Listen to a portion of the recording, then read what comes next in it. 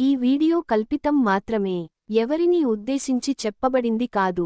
ఈ వీడియోలోని విషయాలు ఎవరి మనోభావాలను దెబ్బతీయాలనే ఉద్దేశంతో రూపొందించబడలేదు. ఇక కథలోకి వెళదాం. అక్క చెల్లెలు ఇద్దరి పువ్వుకి పట్టిన బూజు మొత్తం పనివాడు ఎలా దులిపేశాడో ఈ వీడియోలో చూద్దాం. కావ్య భర్త దుబాయ్లో ఉంటాడు. కావ్యకు బాగా ఆకలి ఎక్కువ. ఒకరోజు భర్త మీద కోపంతో వాటర్ హీటర్ని పాత ఇనుము కొనేవాడికి ఇచ్చేసింది. ప్రతిరోజు చన్నీటి స్నానం చేస్తుంది. ఇంతలో ఒకరోజు కాలింగ్ బెల్ మోగింది. ఎవరా అని డోర్ ఓపెన్ చేసి చూసింది. బయట బాగా కండలు తిరిగి బలంగా ఉన్నాడు రాము. ఎవరు నువ్వు, ఏం కావాలి అని అడిగింది. అమ్మాయిగారు పని ఏమైనా ఉంటే ఇప్పిస్తారా? ఏ పనైనా చేస్తాను. భోజనం చేసి 2 రోజులు అవుతుంది అని అన్నాడు.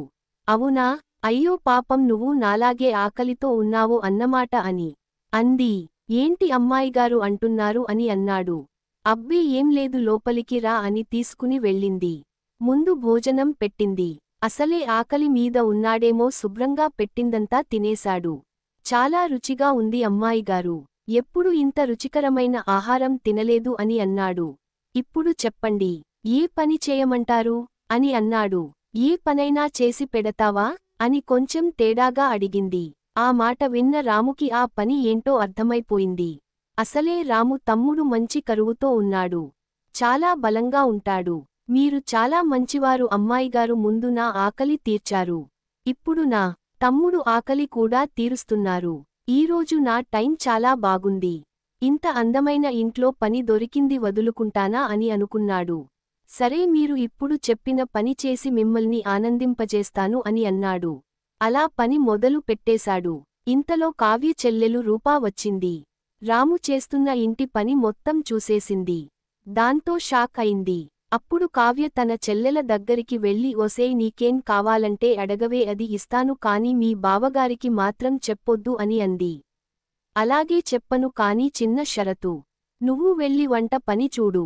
నేను వీడికో చిన్న పని అప్ప చెప్తాను అని అంది. ఆ మాట విన్న కావ్య షాక్ అయిపోయింది. ఓసేయ్, వీడికి పని అప్ప చెప్పడం ఎందుకే? నా మరిది మీ ఆయన ఇంటి పని బాగానే చేస్తాడు కదా. నా భర్త అంటే ఇక్కడ లేడు. అందుకే నా ఇల్లు శుభ్రం చేయించుకుంటున్నాను.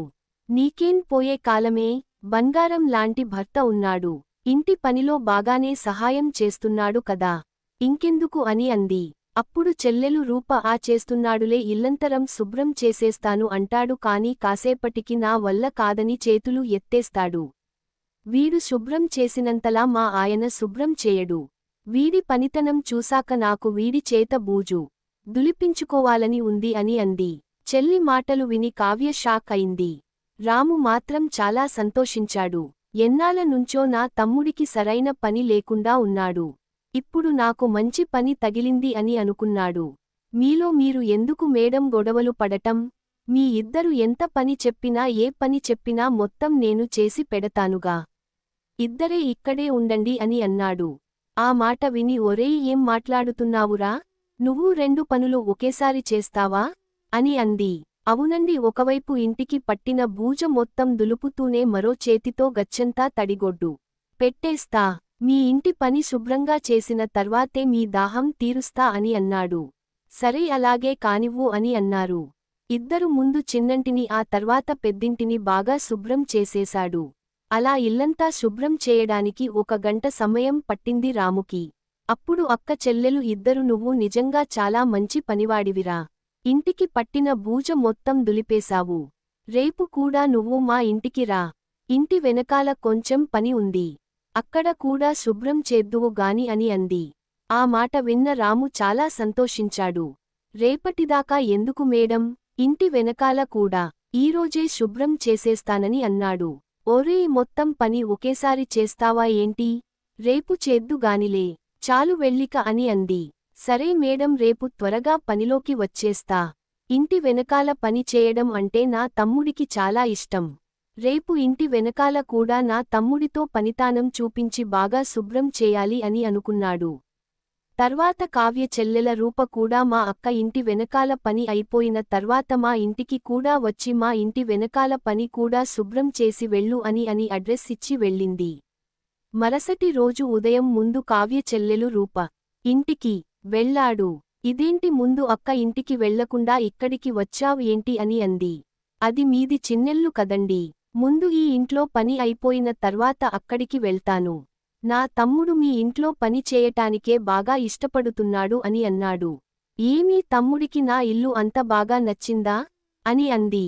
అవునండి, మీ ఇల్లు మామూలుగా ఉందా? చాలా బాగుంది. ముందు వెనక అదిరిపోయింది అని అన్నాడు. సరే అలాగే అయితే వచ్చిన పని చూడు అని అంది.